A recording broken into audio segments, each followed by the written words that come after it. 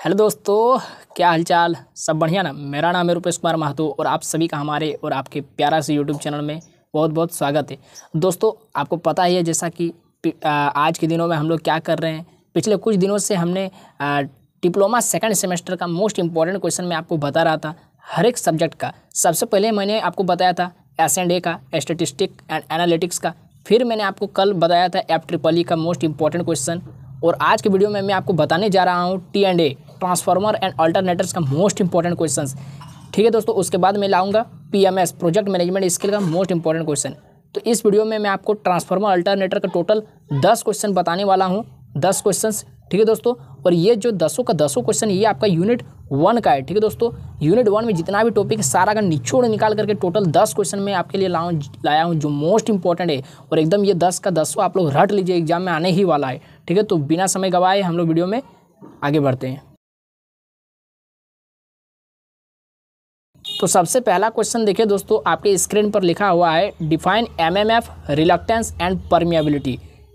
समझ में आ गया क्वेश्चन क्या है। MMF को डिफाइन करना है, डिफिनेशन लिख देना है, उसका यूनिट को लिख देना है, रिलक्टेंस का डिफिनेशन और उसका यूनिट, और परमिएबिलिटी का डिफिनेशन और उसका यूनिट। ठीक है, समझ में आ गया। सेकंड क्वेश्चन देख लीजिए, most important question, right the differences between absolute and relative permeability. Absolute permeability और रिलेटिव परमिएबिलिटी के बीच का आपको डिफरेंस को बताना है। ठीक है दोस्तों, टोटल 4-5 डिफरेंस आप लोग याद करके रख लीजिए। उसके बाद जो अगला क्वेश्चन आ रहा है कि derive the relationship between flux, MMF and reluctance. ये देखिए, इस पर मैं आपको वीडियो भी बनाकर दे दिया हूँ, आप लोग प्लेलिस्ट में जा कर के देख सकते हैं। ये जो क्वेश्चन है इसका आंसर कि किस तरीके से डिराइव करना इसका रिलेशन को, MMF, फ्लक्स और रिलक्टेंस के बीच का रिलेशन को। ठीक है, तो आप लोग जाकर के देख लीजिएगा, मोस्ट इंपॉर्टेंट सवाल है। Question number 4, explain the concept of capacitive and inductive reactance. Capacitive और इंडक्टिव रिएक्टेंस के बारे में आपको बताना है, उसका डिफिनेशन लिख देना है, उसका यूनिट वगैरह लिख देना है। ठीक है दोस्तों, उसका फॉर्मूला अगर कुछ है तो वो सब कुछ लिख देना है। ठीक है, जितना कुछ आप लोग जानते हैं पूरा एक्सप्लेन कर देना है, तब फुल में फुल नंबर मिलेगा। नेक्स्ट क्वेश्चन है क्वेश्चन नंबर 5, लिख रहा है कि explain difference between active and reactive power. आपने पावर का टाइप्स पढ़ा था ना, active power, reactive power, apparent power. तो ये तीनों आप लोग याद कर लीजिए, लेकिन आपको इसमें लिखना क्या है, पावर, एक्टिव पावर और रिएक्टिव पावर के बीच में डिफरेंस लिख देना है। ठीक है, 3 को डिफरेंस याद कर लीजिए। बड़ा क्वेश्चन नहीं रहेगा, ये छोटा क्वेश्चन रहेगा।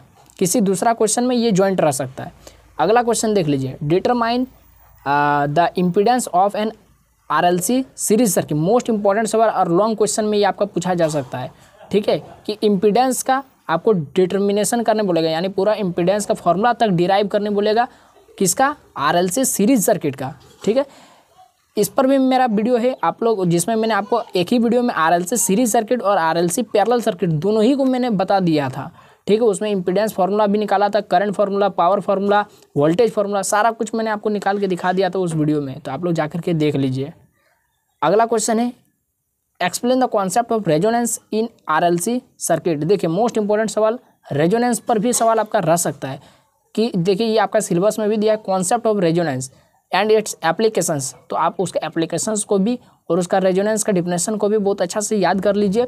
इस क्वेश्चन में आपको केवल उसका कॉन्सेप्ट को बताना है, RLC सर्किट का रेजोनेंस कंडीशन को बता देना है। ठीक है, कि कब RLC सर्किट में रेजोनेंस का कंडीशन अकर होता है। देखिए question number 8, analyse an RL circuit and determine voltage, current and power.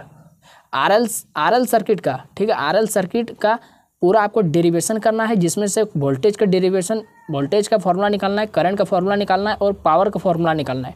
ठीक है, हो जाएगा ना, एकदम बहुत आसान क्वेश्चन है, ये सब तो हो जाना चाहिए।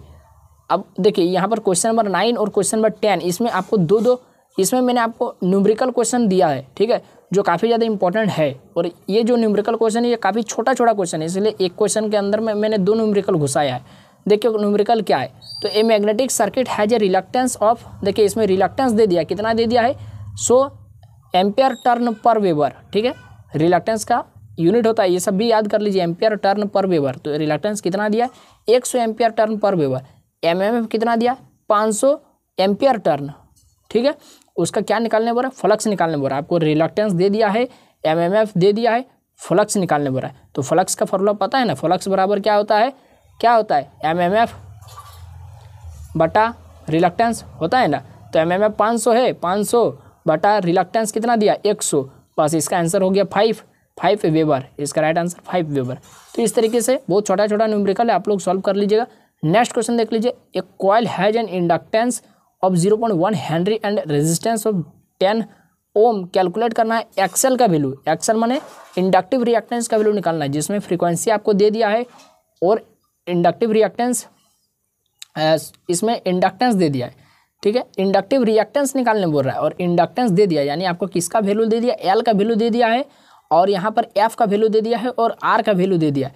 आपको निकालना एक्सेल का, तो एक्सेल का फॉर्मूला क्या होता है एल ओमेगा, और ओमेगा का फिर फॉर्मूला क्या होता है, ओमेगा का फिर फॉर्मूला होता है एल 2 पाई एफ।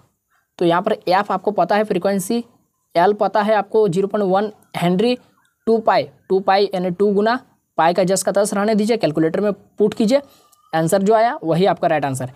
तो यहाँ पर रजिस्टर का कोई काम नहीं हो रहा है, ठीक है। ऐसे क्वेश्चन में भड़काने के लिए देता है, ठीक है, कन्फ्यूज़न करने के लिए, जिसका कुछ काम ही नहीं होता है, फिर भी क्वेश्चन में वो डाटा दिया जाता है ताकि बच्चे कंफ्यूज हो जाए कि अगर इस क्वेश्चन में ये डाटा दिया है तो इसका कहीं ना कहीं यूज होगा, और वो इसी यूज में पूरा समय बर्बाद कर देते एग्जाम में। तो एकदम जीनियस बनिए, क्वेश्चन को एकदम देख लीजिए शुरू में ही। देखिए क्वेश्चन नंबर 10, इसमें भी दो को क्वेश्चन है और ये थोड़ा लॉन्ग जैसा, माने लॉन्ग नहीं है लेकिन फिर भी ठीक क्वेश्चन है, अच्छा खासा क्वेश्चन है। देख लीजिए क्या बोल रहा है, एन आरसी सर्किट, देखिए किस सर्किट का बात कर रहा है, इस पर ध्यान देना है।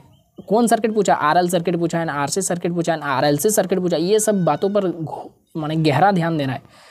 आरसी सर्किट यानी इसमें एगो आर होगा एगो सी होगा, तो आर का वैल्यू दे दिया 20 ओम, एगो सी का वैल्यू दे दिया है 100 माइक्रोफेराड। यूनिट एकदम याद कर लीजिए, रजिस्टर का यूनिट ओम और कैपेसिटेंस का यूनिट फेराड होता है।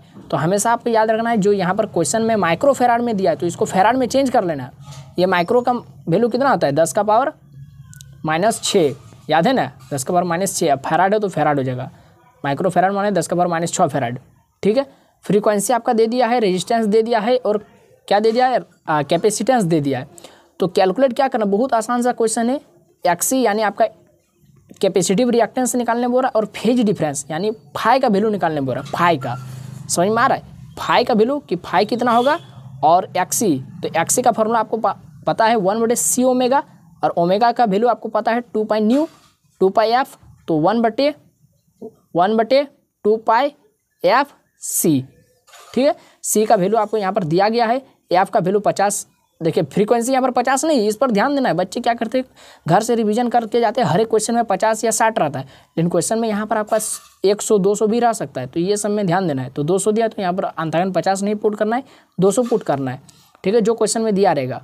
उसके बाद क्या करना है, यहाँ से आपका एक्सी निकल गया, इसका काम खत्म। अब फेज डिफरेंस कैसे निकलेगा, तो फेज डिफरेंस फाई, तो फाई का फॉर्मूला पुट कीजिए, वहाँ से आपका फाई निकल जाएगा, ठीक है। इसका कुछ फॉर्मूला होता है आरसी सर्किट, जब आप लोग इसको डिटेल में जब क्वेश्चन को सॉल्व करेगा, उसका फेजर डायग्राम बना करके तब आपको वहाँ पर उसका फेज डिफरेंस यानी क्या पावर फैक्टर एंगल, ठीक है, पावर फैक्टर एंगल, वो आपको एंगल यानी 5 मिल जाएगा। तो ये कैसे निकलेगा, 5 बराबर 10 इनवर्स, ठीक है, उस तरीके से 10 5 बराबर फार्मूला पुट करना है, तो फार्मूला में जो आएगा उसको 10 इनवर्स कर देना है, ठीक है। यहाँ से आपका फाई निकल जाएगा और यही आपका फेज डिफरेंस है। चलिए बहुत ज़्यादा मैंने आपको बता दिया है, लेकिन आप लोग खुद जीनियस से आप लोग समझ सकते हैं कैसे बनाना है। लास्ट क्वेश्चन है एन आरएलसी सर्किट। देखिए ये कौन सा सर्किट का बात कर रहा है, आरएलसी सीरीज सर्किट। इस पर भी ध्यान देना है कि सीरीज सर्किट बोलना है ना पैरेलल सर्किट बोलना है, ठीक है, जिसमें रजिस्टर का वैल्यू दे दिया है, रेजिस्टेंस, इंडक्टेंस का वैल्यू दे दिया और कैपेसिटेंस का वैल्यू दे दिया। इसमें भी देखिए माइक्रोफेराड में दिया। इस सब में बातों में एकदम ध्यान देना। भले क्वेश्चन आप लोग आगे जाके समझ में नहीं आ रहा वो अलग बात है, लेकिन शुरू में डाटा को गलत नहीं पढ़ना है। नहीं तो देखिए एग्जामिनर क्या करता है, शुरू में ही आपको बढ़िया से चेक करता है कि आप बनाने का प्रोसेस क्या है आपका। अगर शुरू में ही देख लिया कि आप माइक्रोफेराड लेकर आगे बढ़ रहे यार, उसको पता चल गया कि आपके पास नॉलेज नहीं है, आपको पता नहीं है कि यहाँ पर माइक्रोफेराड को चेंज करना फेराड में, शुरू में ही वो आपका क्वेश्चन गलत कर देगा। फ्रीक्वेंसी यहाँ पर दे दिया है, फिर देखिए यहाँ पर फ्रीक्वेंसी 50 एचजेड नहीं दिया है, 100 एचजेड दिया। तो ये सब छोटी छोटी बातों पर ध्यान देना है। तो आपको इतना सारा वैल्यू दे दिया है, निकालने वाला इम्पीडेंस यानी जेड निकालने वाला है। जेड का फॉर्मूला आपको पता है, आरएलसी सर्किट में क्या होता है, √r² प्लस क्या होता है, एक्सएल माइनस एक्सी का स्क्वायर, ठीक है। तो यहाँ पर एक्सएल भी निकालना पड़ेगा, एक्सी भी निकालना पड़ेगा, आर तो आपको पता है।